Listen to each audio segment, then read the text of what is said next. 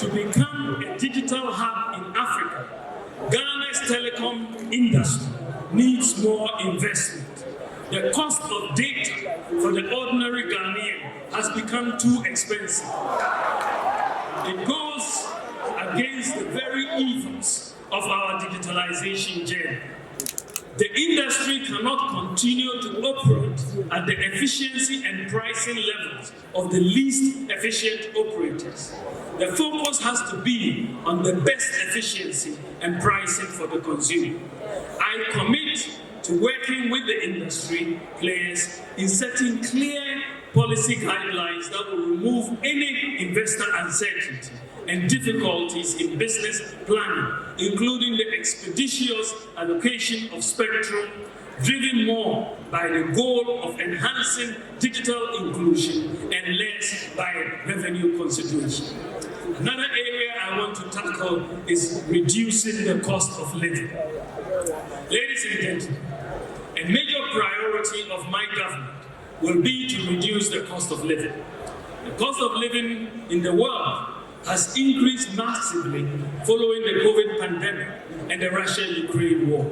Global inflation has increased from 1.55% in 2016 to 8.7% at the end of 2022. That is average. This is a five-fold increase. In particular, the increase in the cost of living has been driven by increases in food prices, energy prices, housing rents, and transport prices.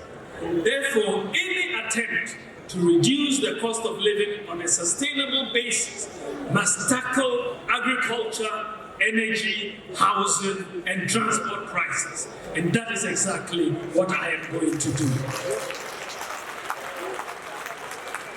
I want a Ghana where we attain food security through the application of technology and irrigation to commercial large-scale farming. We will also promote the use of agricultural lime to reduce the acidity of our soils. We enhance soil fertility and get more yield from the application of fertilizer. Ghana has an abundance of limestone to do this. I will also prioritize the construction of the Bawumia Dam by using private sector financing to crowd in grant finance. My administration will also work to reduce the cost of public transport between 30 and 40% with the adoption of electric vehicles for public transportation.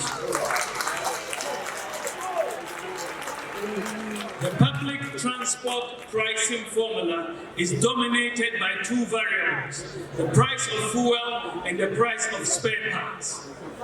Electric vehicles do not use petrol or diesel, and the spare parts are minimal. That is what will bring down the fares for electric vehicles. More importantly, transport fares for electric vehicles will be stable, and the constant and large increases of fares that we have been witnesses will become a thing of the past. Under a housing for all policy, I will also have a major focus on the provision of public housing in the same manner that Singapore did. We will partner with the private sector to build large housing estates, as we have started doing, without the government having to borrow or spend. Also, the National Rental Assistance Scheme, which is working so well, will be enhanced to deal with the problem of demands for rent advance of 2 years and more. Ladies and gentlemen, as part of the effort to reduce the cost of living, my government will implement policies to have energy self-sufficiency at reduced cost through solar and other renewables with the application of market efficiency to the energy market. We will diversify the generation mix by introducing 2,000 megawatts of solar power and additional wind power through independent power producers to reduce our dependence on oil and gas by the end of my first term in office.